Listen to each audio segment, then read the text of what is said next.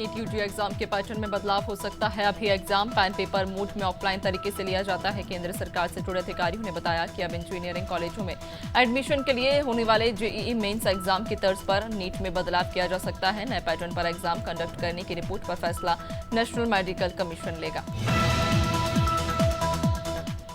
NTA ने NEET UG री exam का रिजल्ट जारी कर दिया। रिजल्ट के साथ ही नई मेरिट लिस्ट भी आ गई। इसमें टॉपर्स की संख्या घट गई है। पुरानी लिस्ट में जहां 87 कैंडिडेट्स को AIR 1 मिली थी, वहीं अब ये संख्या घटकर 61 हो गई है। री एग्जाम में ग्रेस मार्क्स पाने वाले 1563 कैंडिडेट्स के लिए हुआ था। इसमें से सिर्फ 813 ने भाग लिया। यूपी में 43 दिन बाद आज से स्कूल खुल गए। गर्मी की छुट्टी के बाद छात्र हंसते खेलते इस पहले दिन स्कूल पहुंचे। लखनऊ में टीचर ने बच्चों के माथे पर तिलक लगाकर फूल बरसाए, बिस्किट और स्टेशनरी देकर उनका स्वागत किया। इसके बाद बच्चों से टीचर ने वेलकम बैक कहा। बता दें कि प्रदेश के 1.5 लाख से ज्यादा परिषदीय स्कूल थे।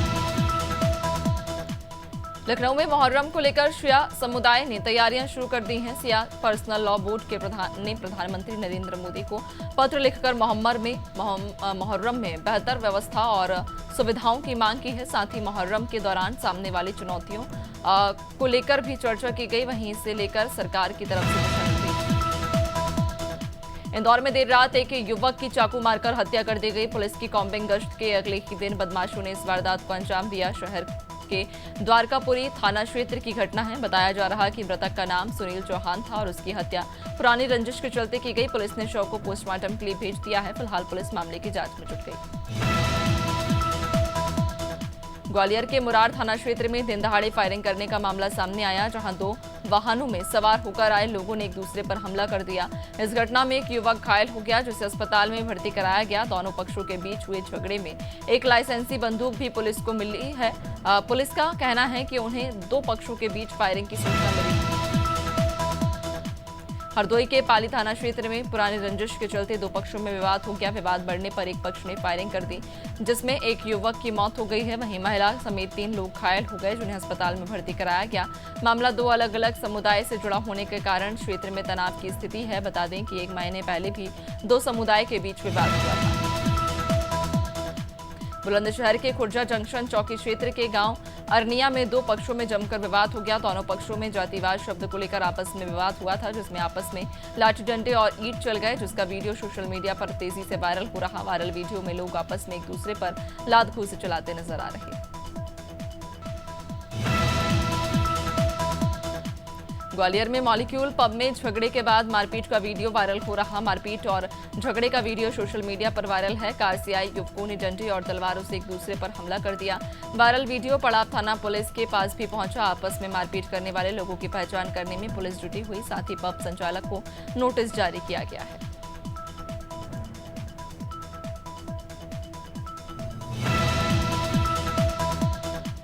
यूपी के बुलंदशहर में ड्यूटी पर जा रहे होमगार्ड को पीटने का मामला सामने आया। घटना पहासू थाना क्षेत्र के भैयापुर गांव की। दरअसल होमगार्ड ड्यूटी करने छतारी थाने जा रहा था, तभी रास्ते में बाइक सवार दबंगों ने होमगार्ड को रोक लिया और उसके साथ जमकर मारपीट की। घायल होमगार्ड जान बचाकर थाने पहुंचा और दबंगों के खिलाफ रिपोर्ट दर्ज कराई।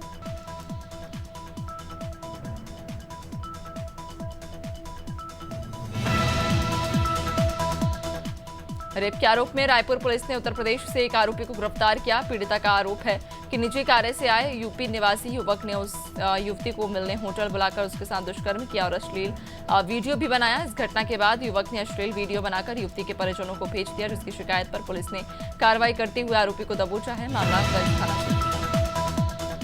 मुरादाबाद की मुंडा पांडे पुलिस ने महिला का अपहरण करने के प्रयास में परिवार पर फायरिंग करने वाले 6 में से 2 आरोपियों को मुठभेड़ में गिरफ्तार किया। पुलिस ने एयरपोर्ट के पास चेकिंग के दौरान बाइक से जा रहे 2 आरोपियों को रोकने का प्रयास किया था। इस दौरान आरोपियों ने पुलिस पर फायरिंग कर दी थी, जिसकी जवाबी कार्रवाई में एक आरोपी घायल हो गया।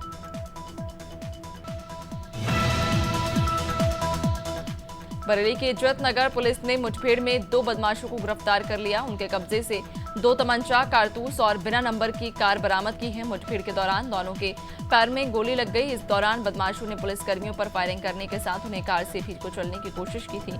22 जून को प्लॉट कब्जे को लेकर दोनों पक्षों के बीच में फायरिंग के बाद विवाद हुआ। मिर्जापुर के मड़िहान क्षेत्र में सराफा व्यापारी से लूट करने वाले बदमाश को पुलिस ने गिरफ्तार कर लिया है। मुखबिर की सूचना पर पुलिस ने ये कार्रवाई की। क्षेत्राधिकारी नक्सल अमर बहादुर ने बताया कि जनवरी में आरोपी ने सराफा व्यवसाय को गोली मारकर लूटपाट की थी। मामले की जांच के दौरान 6 आरोपियों के नाम सामने आए थे। 4 आरोपियों को पहले ही गिरफ्तार कर लिया गया था, जबकि 2 आरोपी फरार थे। बटियागढ़ में भगवती मानव कल्याण संगठन के कार्यकर्ताओं ने पुलिस को सूचना देकर 3 पेटी अवैध शराब जब्त करवाई। कार्यकर्ता ने बटियागढ़ के बकायन गांव तरफ जा रहे 2 आरोपी को बाइक से अवैध शराब का परिवहन करते पकड़ा। दोनों संगठन के कार्यकर्ताओं को देखकर अवैध शराब और गाड़ी छोड़कर मौके से भाग गए। फिलहाल पुलिस आरोपियों की तलाश कर रही है। पूरे देश में आज से 3 नए आपराधिक कानून लागू हो गए हैं। नए आपराधिक कानून के तहत प्रदेश की राजधानी भोपाल के 2 थाने और ग्वालियर के 1 थाने में मामला दर्ज हुआ। राजधानी भोपाल के 2 थानों जहांगीराबाद और हनुमानगंज में नए कानून बीएनएस के तहत एफआईआर दर्ज हुई। इसी तरह ग्वालियर में देर रात हजीरा थाने में बाइक चोरी की एफआईआर दर्ज हुई। लखनदौन तहसील के बंजारी गांव के पास एक गाड़ी अनियंत्रित होकर पलट गई। हादसे के समय गाड़ी में 7 लोग सवार थे। लोगों ने बताया कि सभी लोग घायल हुए, जिन्हें इलाज के लिए सिविल अस्पताल पहुंचाया गया। लोगों ने हादसे का कारण एनएचएआई की लापरवाही को बताया। उनका कहना है कि कोरबा 4 रोड बनाई गई है, लेकिन बीचों बीच रेलिंग लगाने की जरूरत। बालाघाट के नए राम मंदिर के सामने तेज रफ्तार डंपर ने स्कूटी चालक को रौंद दिया। युवक की मौके पर ही मौत हो गई। डंपर चालक को पुलिस ने गिरफ्तार कर लिया। युवा सामाजिक कार्यकर्ता सुमित मंगलानी ने बताया कि उन्हें जैसे ही जानकारी मिली वे घटनास्थल पहुंचे। मृतक का नाम तेजस है, जो हनुमान चौक स्थित मिष्ठान भंडार वाले का बेटा है।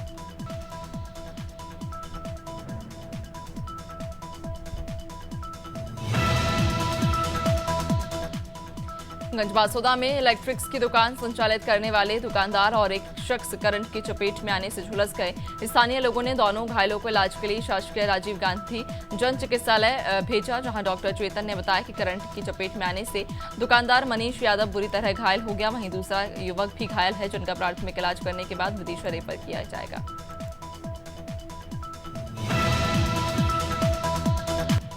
रतलाम के बाजना रोड स्थित जामन पाटली के पास तालाब में डूबने से युवक की मौत हो गई। युवक रविवार शाम अपने 8 से 9 दोस्तों के साथ घूमने गया था। नहाने के लिए तालाब में उतरा, गहराई में जाने से वह डूब गया। रात में शव को तालाब से निकाला गया। पुलिस ने शव को कब्जे में लेकर पोस्टमार्टम के लिए भेज दिया। मृतक का नाम कुणाल है। शिवनी नगर पालिका के पास स्थित एक मोबाइल दुकान में देर रात अचानक आग लग गई। जानकारी के अनुसार मोबाइल दुकान के पास से गुजर रहे लोगों ने दुकान के अंदर से धुआं निकलता देख दुकान संचालक और पुलिस को सूचना दी। इसके बाद पुलिस और दुकान मालिक मौके पर पहुंचे, जिसके बाद आग पर काबू पाया गया। लेकिन अब जब अधिकतर सामान जल चुका था, फिलहाल आग लगने का कारण अज्ञात। प्रयागराज शहर के राजापुर इलाके में पेंट के शोरूम में भीषण आग से अफरा तफरी मच गई। 3 मंजिला मकान घनी आबादी के बीच होने से भगदड़ जैसे हालात हो गए। आसपास के लोगों ने मशक्कत कर आग बुझाने की कोशिश की। इसके बाद फायर सर्विस को सूचना दी गई। करीब 3 घंटे की कड़ी मशक्कत के बाद दमकल की गाड़ियों ने पहुंचकर आग पर काबू पाया। फिलहाल आग लगने के कारणों का पता नहीं चल सका। खटीमा के मझौला ग्राम पंचायत में 4-5 किलोमीटर की सड़क का निर्माण कराया गया, लेकिन निर्माण के लगभग 6 महीने बाद ही सड़क की स्थिति बदहाल हो गई। सड़क पर बड़े बड़े गड्ढे हो गए, जिसे लेकर ग्रामीणों में नाराजगी है। ग्रामीणों ने संबंधित अधिकारियों और ठेकेदार पर निर्माण कार्य में अनियमितता का आरोप लगाया।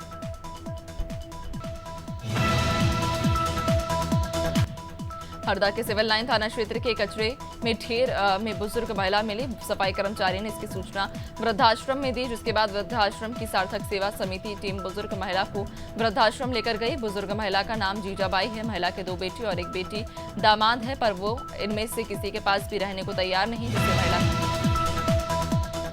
पिछले दिनों शिवनी के धनोरा गांव और मंडला के भैंसवाही गांव में हुई गौहत्या को लेकर सर्व हिंदू समाज में आक्रोश है। गौहत्या के विरोध में सर्व हिंदू समाज ने रविवार को नगर बंद रखा और थाना प्रभारी को मुख्यमंत्री के नाम ज्ञापन सौंपा। सर्व हिंदू समाज ने ज्ञापन के माध्यम से गौहत्या करने वालों पर कड़ी कार्रवाई की मांग की है।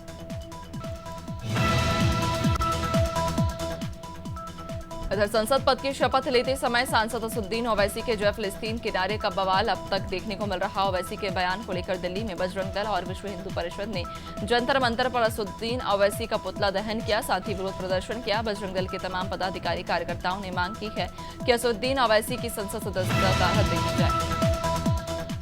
कटीमा पीलीभीत मार्ग की हालत खस्ता हो चुकी है। सड़क पर बड़े बड़े गड्ढों के कारण वाहन चालकों को भारी परेशानियों का सामना करना पड़ रहा है। आलम यह है कि गड्ढों के कारण वाहन चालकों को हादसे का डर बना रहता है। बदहाल होती सड़क के कारण जहां राहगीर परेशान है तो वहीं जिम्मेदार अधिकारी मामले में अनजान बने हुए हैं।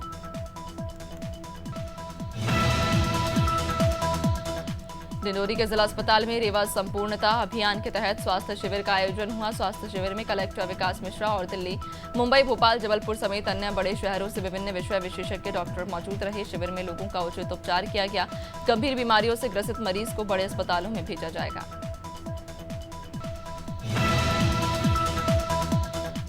शिवपुरी में स्वास्थ्य व्यवस्थाओं की हकीकत बयान करने वाला मामला सामने आया, जहां एक प्रसूता ने जिला अस्पताल रेफर के दौरान एम्बुलेंस में ही नवजात को जन्म दे दिया।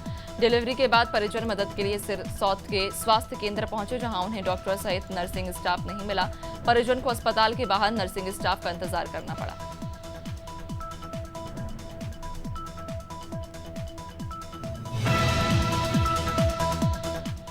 और नया महीना जुलाई अपने साथ कई बदलाव लेकर आया। 19 किलो वाला कमर्शियल गैस सिलेंडर 31 रुपए तक सस्ता हो गया। दिल्ली में दाम अब 30 रुपए घटकर 1646 रुपए हो गए। पहले ये 1676 रुपए में मिल रहा था। कोलकाता में अब सिलेंडर अब 1756 रुपए में मिल रहा। पहले इसके दाम 1788 रुपए थे।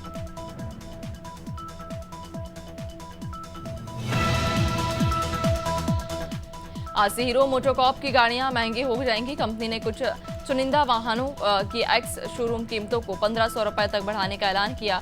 हीरो मोटोकॉर्प ने बताया कि कमोडिटी प्राइस में बढ़ोतरी के चलते यह फैसला लिया गया। इससे पहले कंपनी ने 3 जून 2023 को स्कूटर और बाइक के कुछ मॉडलों की एक्स शोरूम कीमत करीब। आज टाटा मोटर्स की गाड़ियां भी 2% तक महंगी हो गई। अलग अलग मॉडल और वेरिएंट के अनुसार बढ़ोतरी अलग अलग है। कंपनी ने बताया कि लागत में बढ़ोतरी के चलते यह फैसला लिया गया। टाटा ने 19 जून को एक्सचेंज फाइलिंग में इस बात की जानकारी दी थी।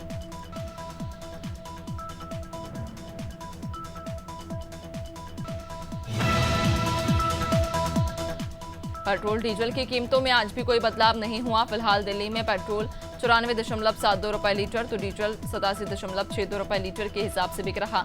मुंबई में पेट्रोल 106 और डीजल 94 रुपए प्रति लीटर में मिल रहा है। इसके अलावा रायपुर में पेट्रोल 100 और डीजल 93 रुपए लीटर के हिसाब से बिक रहा।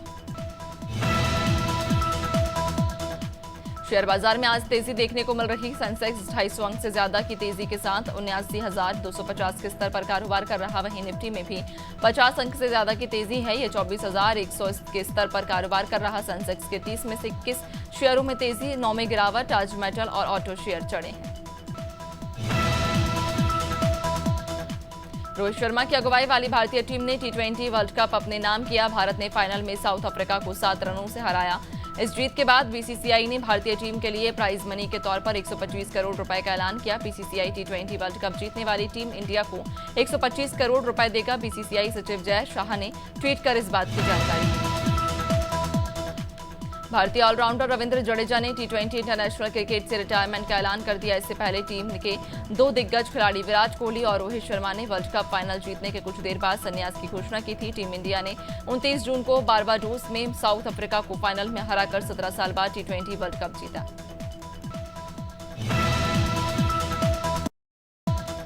T20 वर्ल्ड कप 2024 की चैंपियन टीम इंडिया बेरिल तूफान की वजह से बारबाडोस में ही फंसी हुई है। भारतीय टीम को सोमवार को भारत आने के लिए न्यूयॉर्क के लिए उड़ान भरनी थी, लेकिन खराब मौसम की वजह से टीम का शेड्यूल बाधित हुआ। हालांकि भारतीय क्रिकेट कंट्रोल बोर्ड की तरफ से इस पर आधिकारिक बयान नहीं आया। विकेटकीपर बल्लेबाज दिनेश कार्तिक को आरसीबी ने अपना बैटिंग कोच और मेंटर नियुक्त किया।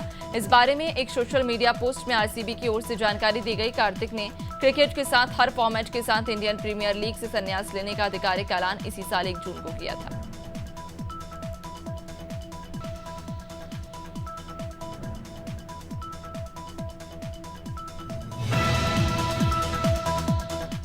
टीम इंडिया को नया हेड कोच श्रीलंका के खिलाफ लिमिटेड ओवर सीरीज से मिलेगा। भारतीय टीम 3 वनडे और 3 T20 इंटरनेशनल मैच खेलने श्रीलंका जाएगी। सीरीज की शुरुआत 27 जुलाई से होगी। भारतीय क्रिकेट टीम के हेड कोच राहुल द्रविड़ का कार्यकाल T20 वर्ल्ड कप के साथ ही खत्म हो गया। बीसीसीआई सचिव जय शाह ने कहा कि कोच और सिलेक्टर्स की नियुक्ति जल्द ही होगी।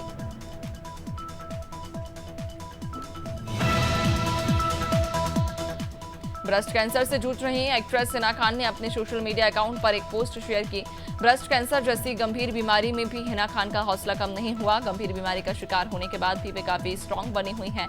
एक्ट्रेस ने अपनी इंस्टा स्टोरी पर लिखा कि ये भी गुजर जाएगा, हर मैदान फतेह कर लूंगी।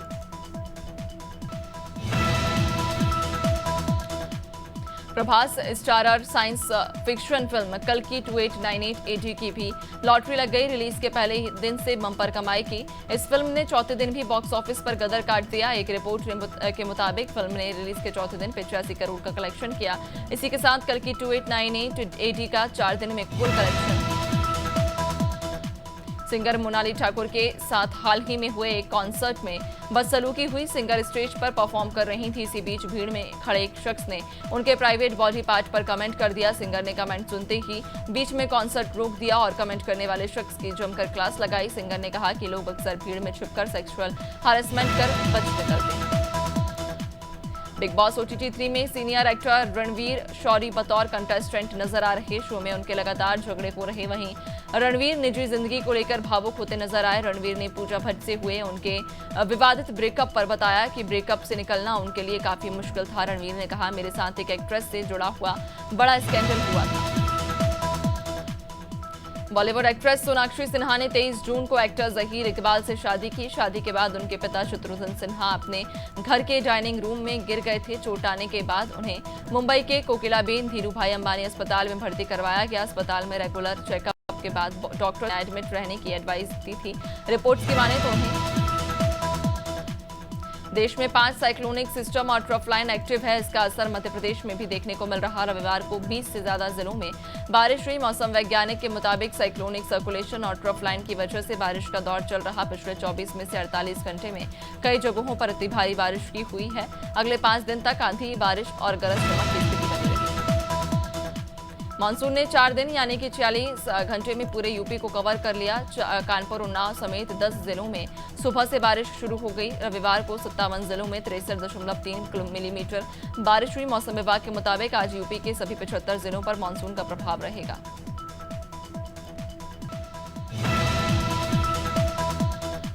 बिहार में मानसून पूरी तरह से एक्टिव हो गया। मौसम विज्ञान केंद्र ने प्रदेश के 24 जिलों में बारिश का अलर्ट जारी किया। रविवार को पटना समेत 6 जिलों में झमाझम बारिश हुई। बारिश की वजह से कई शहरों में जल भराव की समस्या बन गई। इससे लोगों को काफी परेशानी हो रही। नदियों का जलस्तर भी बढ़ गया है।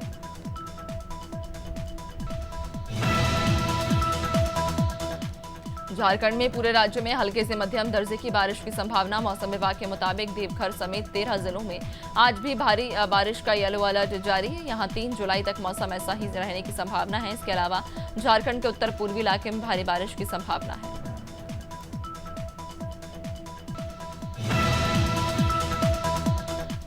चंडीगढ़ में पिछले 24 घंटे में लगभग 2 डिग्री सेल्सियस तापमान में बढ़ोतरी देखी गई। कल कुछ इलाकों में हल्की बारिश के बाद फिर से धूप निकल गई थी, जिस कारण तापमान पर कोई असर नहीं पड़ा। मौसम विभाग ने आज बारिश होने की चेतावनी जारी की है। मौसम विभाग के अनुसार चंडीगढ़ में मानसून की पहली बारिश हो सकती है। फिलहाल गर्मी और उमस की वजह से लोगों को परेशानी हो रही है।